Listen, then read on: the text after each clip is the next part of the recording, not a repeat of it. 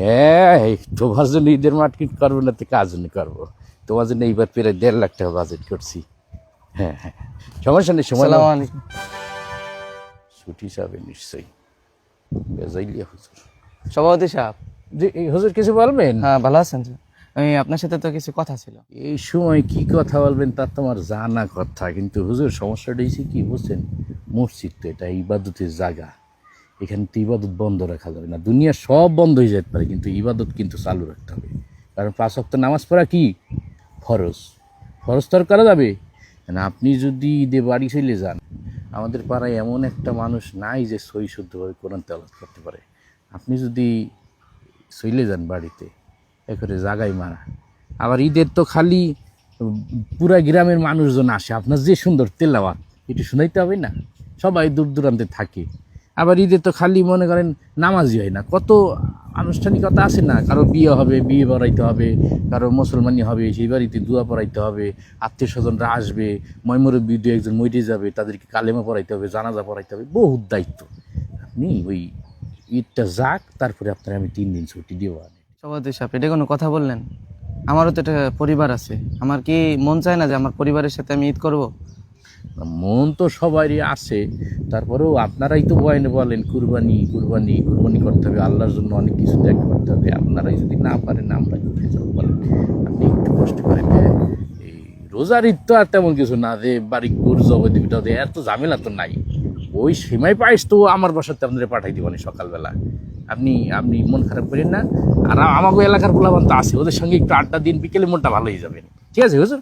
হ্যাঁ ঠিক আছে, আপনি মসজিদে যান, আমি সেমাই পায়েস পাঠাই দিব। আপনি আজ ভুলে যা রে দোস্ত দুশ্মন হাত মিলাও হাতে, আজ ভুলে যা রে দোস্ত দুশ্মন হাত মিলাও হাতে, তোর প্রেম দিয়ে কর বিশ্ব নিক্ষেপ।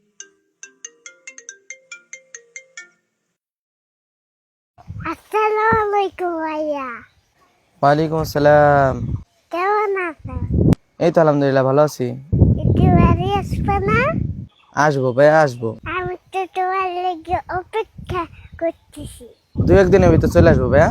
আসার সময় আমার লেগে অনেক খেলনা নিয়ে আসবা।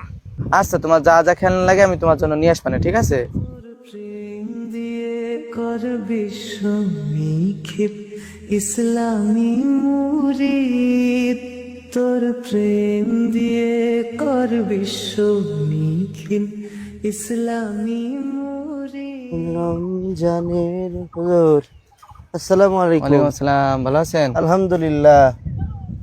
বসেন, উপরে উঠেন, এবার তো বসেন। উঠাই মুশকিল। আসেন, দাঁড়ান দিয়ে পাশে উঠি। আসেন আসেন। এনারও বলো বাতাস না? হ্যাঁ, সুন্দর বাতাস আছে, কিন্তু মনটা তো আর ভালো নাই। দেখো কি হয়েছে হুজুর, আমি দূরিত্বে দেখা লাগছি, মনটা খুব খারাপ মনে হইতেছে। আচ্ছা, আপনি বলেন, আমার কি বাড়ি যেতে মন চায় না? অবশ্যই। সভাপতির কাছে গেলাম, সে ছুটি দিল না। ওই মিজান মাতুব্বর, হ্যাঁ, মিজান মাতুব্বর কি বললো আপনাকে? সে বলল ঈদে ঈদে বাড়ি যাওয়ার দরকার নাই, ঈদে অনেক মানুষজন আসবে মসজিদে, ঈদে তুমি নামাজ পড়বা, তোমার সুর অনেক ভালো, তুমি নামাজটা পড়াবা, সবাই এতে খুশি হবি। আর আমার কথা হইতেছে যে আমার তো একটা পরিবার আছে, তাদের সাথে আমার ঈদ করতে মন চায় না। ধর মিয়া, মন খারাপ করেন না। আপনি আলেম মানুষ, মন খারাপ করে থাকলে আমাকেও খারাপ লাগে। আপনি বাড়ি যান, ওই সভাপতি আমি দেখতে লাগছি। মানে এই দেশে সব কিছু চলে, খেলে ইমাম সাহেব হুজুরদের সাথে এই এই এই একটা বৈষম্য। মানে এদের সবার ঈদ আছে, ইমাম সাহেবের কোনো ঈদ নাই, তার পরিবার নাই, কিছু নাই। সারা বাংলাদেশের তামাশা একরকম। আর এই মিজান মুন্সির মতো লোকজনের নিয়ে তো আসলে কিছু বলার নাই। যাই হোক হুজুর, আপনি মন খারাপ করেন না, তারাবি শেষ হয়েছে, আপনি বাড়ি যান। যদি কিছু হয় ওটা আমি দেখতেছি, এই রেসপন্সিবিলিটি আমি নিলাম। মন খারাপ করেন না আপনি। মন খারাপ, আপনি আলেম মানুষ, আপনি মন খারাপ থাকলে আমাকে ভালো লাগে। আসলে আমি বাড়ি যাবো। হ্যাঁ বাড়ি যান হুজুর আপনি, আমি আচ্ছা রেসপন্সিবল। ঠিক। এই আবার কি হলো? আমার তো এখন তো বেতনটাও ঠিক মতো দেয়নি, সব টাকা তো হাফের সাথে দিয়ে দিছে, আমার তো ঈদ বোনাস কিছুই তো দেওয়া হয়নি, এটা কি করব? কি বলবো বলেন, আমাদের এই মসজিদ কমিটিতে যারা বসে রয়েছে এরা হলো এলাকার একজন পাতি নেতা। ওই এলাকায় কার মাইয়ে বাইরে গেল, কার কোন জায়গায় গ্যাঞ্জাম হয়েছে, সালিশ দরবার করা লাগবে, এইগুলো নিয়ে খুব মাথায় মানে মাথায় এইগুলো চলে। হুজুরের বেতনটা যে দিতে হবে, যে একটা দায়িত্ব, এই দায়িত্ববোধ নাই। আপনার হলো আমাদের মসজিদ থেকে বেতন দেওয়া হয় কত হুজুর? 7,000। 7,000। আচ্ছা, আর ওই বোনাস সহ আপনার বিকাশ নাম্বারটা একটু আমাকে দেন, আমি দিচ্ছি, আপনি বাড়ি যান। নাম্বারটা একটু দেন আমাকে। ঠিক আছে, 017 72596। আমি 14,000 টাকা দিচ্ছি। আচ্ছা ঠিক আছে, ঠিক আছে শুক্রিয়া। হুজুর।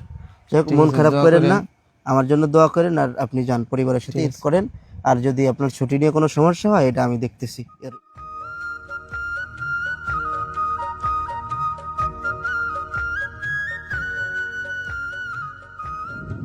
এইটা কোনো কথা?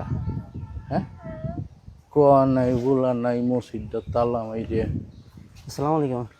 কি অবস্থা কাকা? আগে নেই ইমাম সাহেব, আমার বলেনি মসজিদ তালা মাইরে বাড়ি চলে গেছে, আমি নামাজ পড়বো কেমনি? হ্যাঁ, কে? কে? এই যে চাবি দিয়ে গেছে আমার কাছে। তোর কাছে চাবি আগে বলবি না? ওই ইমাম সাহেবরে আমি বাড়ি যাওয়ার কইছি, আমি কইছি আপনার পরিবারের সাথে ঈদ করেন গে, আর মসজিদের দায়িত্ব এই কয়দিন আমি আজান দিবানে, আর আমাকে সভাপতির দিয়ে নামাজ পড়াবানে। আপনি নামাজ পড়াবেন, আমি আজান দিব, কোনো সমস্যা নেই। আমার এই নামাজ পড়াইতে দিবে? আমি সুরে ফাতে পারি না। এই কথা কয়? আপনি একদম সভাপতি সুরে ফাতে পারেন না, এই করি মানছে কি কয়, সমস্যা নেই, আপনি নামাজ পড়াবেন। দূর, আমি নামাজ পড়াইতে পারি, আমি সুরে কিরত পারি নাকি? আর ইমাম সাহেব তুই ছুটি দিস, আমি সভাপতি, আমি দেবো না? ও তাই? আপনি সুরে ফাতে পারেন না, আর মসজিদের সভাপতি হইছেন? ইমাম সাহেব অত গরম দেন কে? না মানে ঈদে আবার মানুষ- সভাপতি হইছেন, তার ঈদের বেতনটা দেন নাই, তার ঈদ বোনাস দেন নাই। ওই হাফেজ সাহেবকে দিয়ে ফেলাইছি। হাফেজ সাহেবকে দিয়ে ফেলাইছেন। এলাকার কার মাইয়ের কি হয়েছে সব খবর তো থাকে, মসজিদের সভাপতি জন ইমাম সাহেবের খবর কো? আচ্ছা, সুরে ফাতে পারেন না, শুদ্ধ করে হড়বার মিয়া, আবার উনি সেটা মসজিদের সভাপতি। মুসল্লিরা চল চলে আসবে, নামাজ এই কদিন আপনারই পড়ার লাগে, আপনি সভাপতি। তুই নামাজটা তুই পড়াইস, আমি দুই জোরে জোরে সুরা ফাতে পড়তে গেলে আত্মীয়ত্ব বুঝিয়ে ফেলা পারি। তুই পড়াইস, আমি দেখি যদি একটু পেছনে খারে কাতকামাতি সালা দিয়া যায়, ওইটা দিবানে আমি। কাতকামাতি সালা বলে? আর ওইটা কি কয়? একামত, কাতকামাতি সালা একামত আমি একামত দিবানে। আজানটাও তুই দি যা। আজান আপনি দিয়েন, আপনি সভাপতি না? আমার আজান দিলে মানুষ আসবে। আরে কাকা, যাও যাও যাও। দেখা তাই খেলা। তুমি যুবক মানুষ, এই কদিনের দায়িত্বটা একটু তুমি নাও। হ্যাঁ, ঠিক আছে, ইমাম সাহেবের সাথে ভালো আচরণ করবেন। তা ঠিক আছে, ধরা খাইয়ে গেলাম।